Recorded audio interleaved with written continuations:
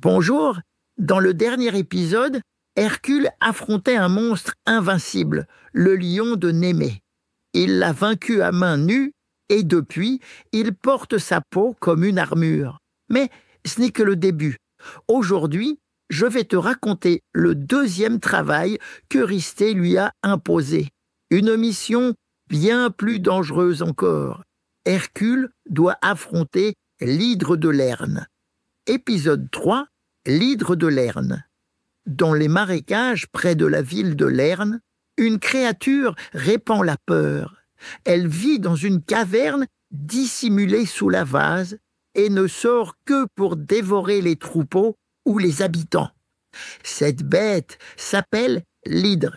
Elle a un corps de serpent et 9 têtes, dont une est immortelle. Et quand on lui coupe une tête, 2 autres repoussent à sa place. Eurysthée, encore une fois, pense que ce travail est impossible. Il ordonne à Hercule « Va à Lerne et débarrasse la région de cette créature ». Hercule se met en route. Il sait que cette fois, sa force ne suffira pas. Alors, il demande à son jeune neveu Iolaos de l'accompagner. Ensemble, ils avancent jusqu'à la caverne. L'air est lourd, les eaux sont noires et l'odeur des marécages est irrespirable. Hercule avance seul. Il frappe le sol avec sa massue. Un cri monstrueux lui répond et l'hydre surgit. Les têtes sifflent, les crocs claquent. Hercule attaque, il tranche une tête, mais aussitôt, 2 nouvelles repoussent à sa place. Il frappe encore, coupe, recule, frappe de nouveau, mais à chaque coup, le monstre devient plus fort. Les têtes se multiplient, les mouvements sont plus rapides et le danger grandit. Alors, Hercule crie à Iolaos « Du feu! Viens avec du feu !» Iolaos apporte une torche. Chaque fois qu'Hercule tranche une tête, Iolaos brûle la plaie avec le feu. Et cette fois, rien ne repousse.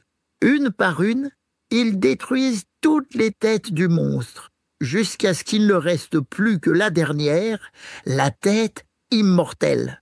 Hercule la coupe et l'enferme sous un immense rocher à jamais. Mais ce n'est pas tout. Hercule, rusé, trempe ses flèches dans le sang empoisonné de l'hydre.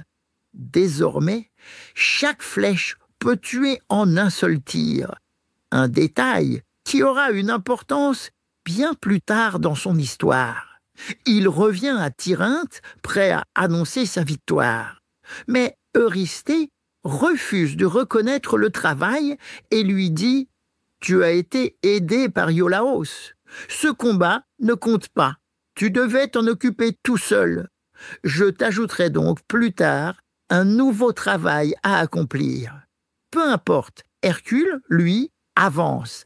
Il sait qu'il doit aller jusqu'au bout, car il n'aura pas de pardon sans remplir toutes ses épreuves. Dans le prochain épisode, nous le suivrons à travers les forêts d'Arcadie sur la trace d'un animal sacré et intouchable. Un défi bien différent, mais tout aussi difficile.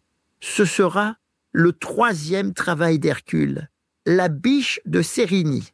Alors abonne-toi vite à mon podcast pour être sûr de ne rien rater.